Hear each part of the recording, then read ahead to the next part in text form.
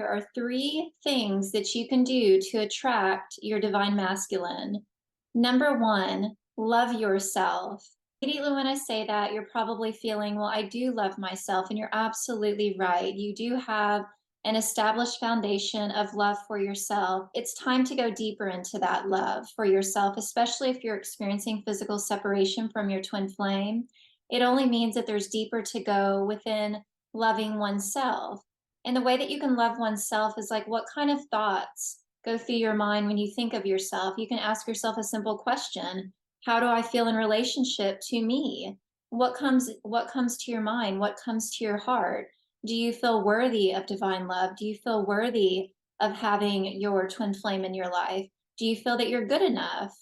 Do you feel that they might reject you? You really want to dig deep and see how you feel in relationship to you, and know that that self-love journey is an eternal journey. You're never going to come to a place where you just stop loving yourself. It's something that you'll continue to do eternally. Even as you manifest your physical union, you will still continue to go deeper into that self-love, because this is what this journey is all about, is loving oneself and coming home to oneself and cultivating that perfect state of perfection and union within you and your union. Other ways that you can love yourself is by daily activities. What is it that you like to do? Engaging in things that make you happy. I know, for example, I love to go on walks. I love to treat myself to nice desserts.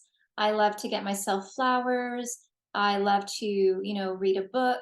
There's so maybe go to a movie, or watch a movie, and in the comfort of my own home. There's so many ways that you can engage in that activity of self-love.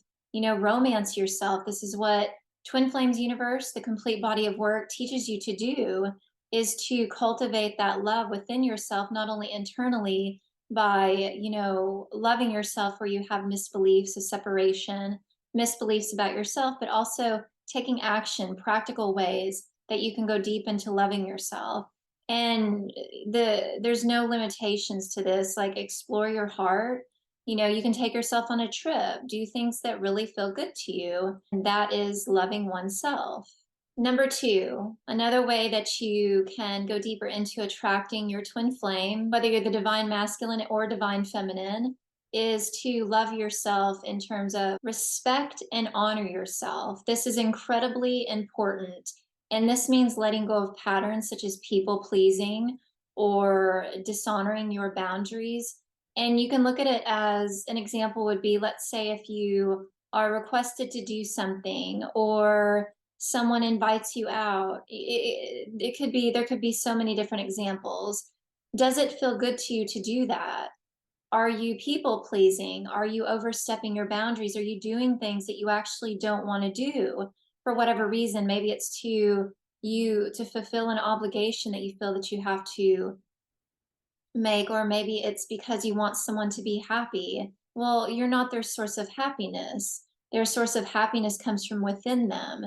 And all that you need to do is cultivate your own happiness. And so if something's not resonating with you, then you want to fully respect and honor yourself.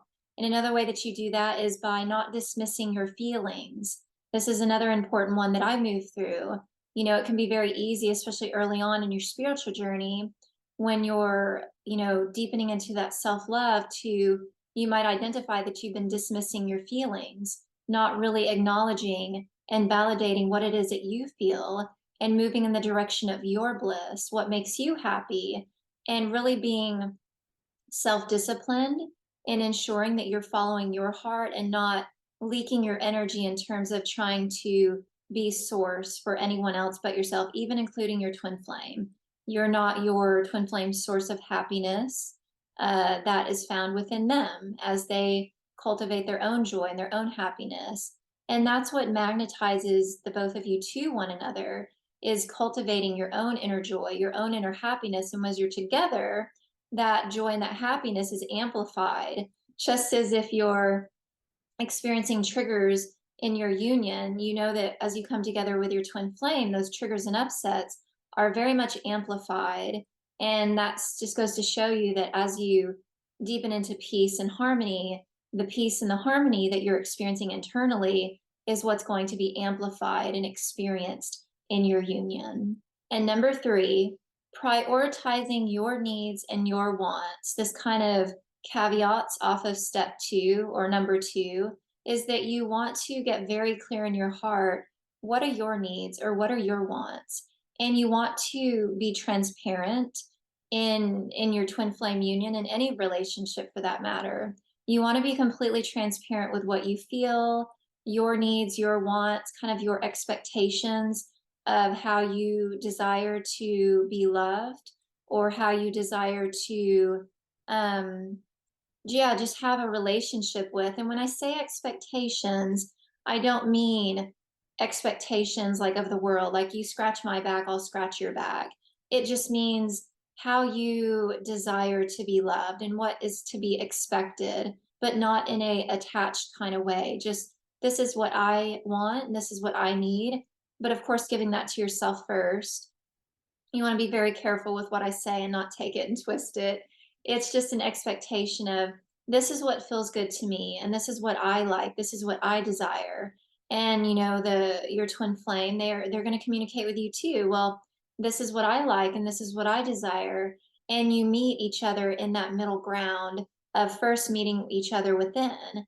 You give that to yourself first, and they're giving themselves what they need, and you meet in that perfect place of peace and that truth and that oneness internally, and then that's manifested externally.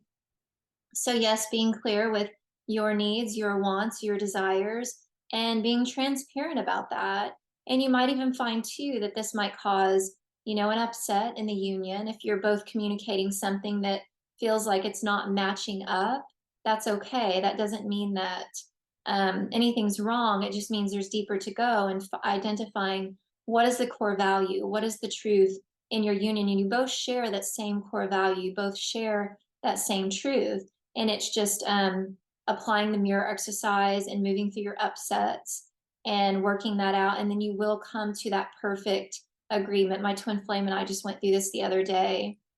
We were having a disagreement, but as we got to the core of it, we both wanted and desired the same thing.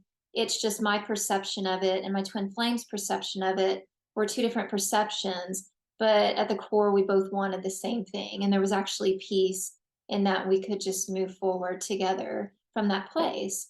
So those are your top three ways to attract your divine lover into your life. And thank you for watching. I'll see you in the next video.